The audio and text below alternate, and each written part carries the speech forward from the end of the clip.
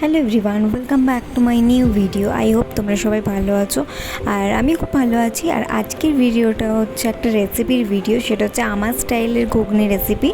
তো first of all আমি ডুমো ডুমো করে আলুটাকে কেটে সেদ্ধ করে হালকা করে ভেজে নিয়েছি। দেন তেলের মধ্যে আমি পেঁয়াজটাকে একটু হালকা ব্রাউন করব, বেশি বেশি করব না, মানে একদম ভাজা ভাজা সেটা করব না, ড্রাই টাইপের। জাস্ট হালকা ব্রাউন হওয়ার পরেই এর মধ্যে পেস্টটা মিশিয়ে দেবো। এর মধ্যে আছে আদা, রসুন, শুকনো লঙ্কা, এই পেস্টগুলো সবগুলো দিয়ে হালকা করে কষিয়ে হলুদ গুঁড়ো দিয়ে দিয়েছি। আর নুনটা আমি এখন দেবো না। দেন আমি টমেটো কুচি দিয়েছি, আর টমেটো ছাড়া তো আমি কোনো কিছুই করি না, সেটা আমি চিকেন বানাই, মাটন বানাই, আমি টমেটো সব কিছুতে বেশি লাগে।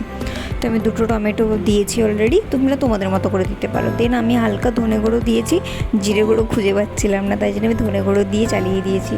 তারপর মটরটা এরকম আগে থেকে সেদ্ধ করে রেখেছিলাম, নুন হলুদ এইসব দিয়ে। দেন মশলাটা অলরেডি কষা হয়ে গেছে।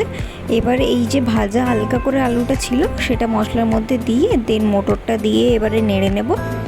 তারপরে বেশিক্ষণ নাড়বো না, তাহলে ঘেঁটে যেতে পারে মটরটা। দেন পরিমাণ মতো জল দিয়ে চাপা দিয়ে দিলেই ঘুগনি রেডি হয়ে যাবে। তো আই হোপ তোমাদের ভিডিওটা ভালো লাগবে। যদি ভালো লাগে like comment share and to subscribe my channel. Tata.